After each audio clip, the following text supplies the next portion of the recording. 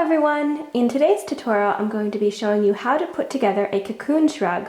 They are super comfortable and can be made with any square. I will be showing this one, which is the virus square blanket, and also this one made with the beautiful shells blanket. To make your cocoon, you're going to need the yarn and hook that you used for your square, a flexible tape measure, 2 stitch markers, a yarn needle, and a pair of scissors.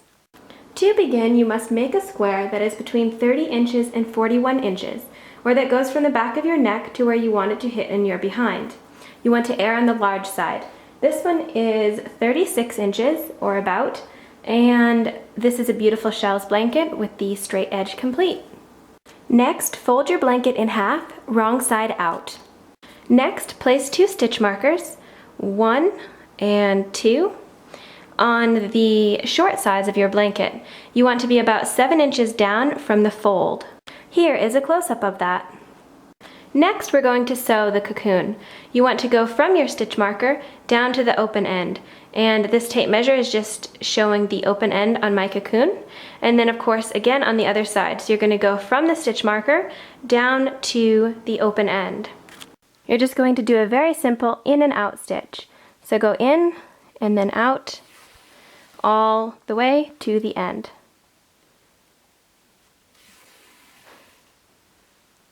Snip your yarn when you're finished and do the same on the opposite side. After sewing up the short ends and leaving the 7-inch armholes, you want to turn your work right side out like I've done here, and then right here you see where my scissors are marking the center of your work. You want to open up the work. So I'll show you how I'm doing that now. Here is about halfway open, and here it is fully open. You can now clearly see the armholes, and then of course the opening to your cocoon. We are now going to half double crochet around the opening of our cocoon. You want to start at the bottom down here so that the seam is to the back of the work. For this cocoon, I did 1 half double crochet row around the opening, and then I did 3 rows of camel stitch and then 1 row of single crochet. You can do your opening however you like. Here's a close-up of the camel stitch, and as you can see, it's just a really pretty texturing. It brings the stitches forward, and I'm going to show you how to do that. You can also do your half double crochet base row, and then what you can do is do a double crochet front post and then double crochet, and it creates a beautiful texturing as well. I'm going to show you how to do both those in just a minute. So of course, first we need to create our base row. Start with your work facing right side out, and here I am at the bottom of my work right here. So I'm going to turn it like this so the right side is facing. I'm going to join my yarn in any one of these bottom stitches here. And of course I'm half double crocheting, so I'm going to chain 1, yarn over, insert my hook into that stitch, grab my yarn and pull up a loop.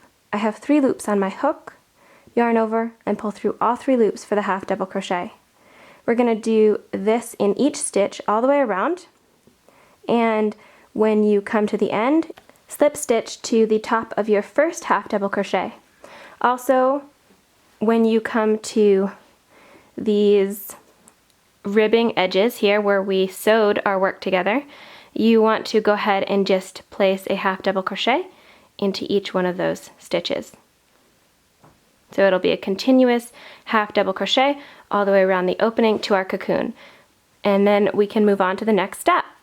Here I have completed the half double crochet row around the opening to my cocoon, and I have snipped my yarn because I want to switch back over to that burgundy red or that berry red that I was using previously. From here, if you like that half double crochet look, go ahead and add 3 more rows of half double crochet and then single crochet all the way around the opening. If you want that textured look, go ahead and continue watching because I'm going to show you how to do the camel stitch and also the front post double crochet round. Then we can move on and finish off the sleeves. So here I have joined my new color, and I'm going to show the camel stitch first. It's basically just a half double crochet, but instead of grabbing the 2 top loops going around, you're going to grab the loop that's just behind those 2 front loops. So first of all, of course, I've yarned over and then you're going to turn your work forward like this. There's that top V, and there is the yarn right behind it. You're going to insert your hook, grab your yarn and pull up a loop, 3 loops for the half double crochet, yarn over and pull through all 3 loops. And there is that top V is now pushed forward because we grabbed that back loop. Going on to the next stitch, there's the top V right there, and there's the yarn that we need to grab right behind it. Yarn over, insert your hook, grab that yarn. Now grab your working yarn and pull up a loop, 3 loops, yarn over, and pull through all 3 loops for the half double crochet.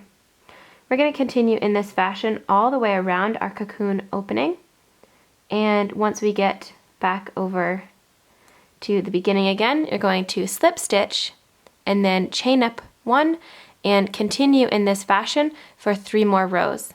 After that, we can single crochet 1 row all the way around. Now I'm going to show you how to do the double crochet front post and then double crochet round if you prefer this texture. You want to chain 2, 1, 2, and then we're going to front post double crochet first. So you see here we have a post from the half double crochet right there. We're going to yarn over, and we're going to insert our hook from one side to the other like so. Grab your yarn and pull up a loop. We have 3 loops on our hook. Yarn over, pull through the first 2 loops, yarn over, and pull through the last 2 loops for the double crochet. So that was a front post double crochet. We're now going to double crochet into the following stitch. Just a simple double crochet. And then this next post we're going to double crochet. So don't confuse this post right here because that's the double crochet that we just did. So moving on to the next stitch, we're going to yarn over, insert our hook, grabbing that post from one side to the other, grabbing our yarn, pulling up a loop, yarning over, pull through 2 loops, yarn over, pull through 2 loops. We're going to continue in this fashion all the way around. And the reason why we don't do a back post double crochet is instead of double crocheting is because we don't want our work to be tightening down on itself. With just a double crochet in between the front posts, it gives us that texture, but also leaves a nice wide opening for our cocoon. At the end of this round, you're just going to slip stitch to your very first front post double crochet, and then you can repeat this round either twice or 3 times to create a nice wide border around your opening. You're just going to be repeating the front post double crochet, front post double crochet.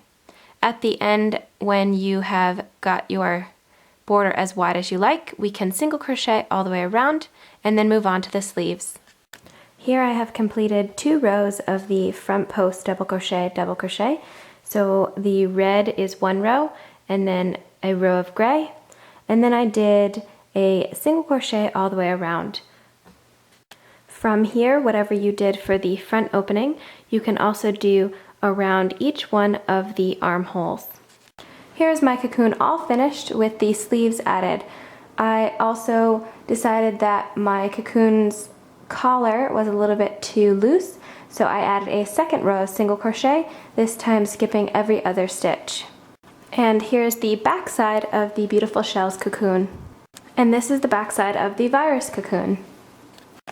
Thank you so much for watching this tutorial. I hope you enjoyed it. Please check out my blog for additional photos and information on both of these cocoons. Thank you again for watching and have a lovely crochet day. I will see you again in my next tutorial. Bye!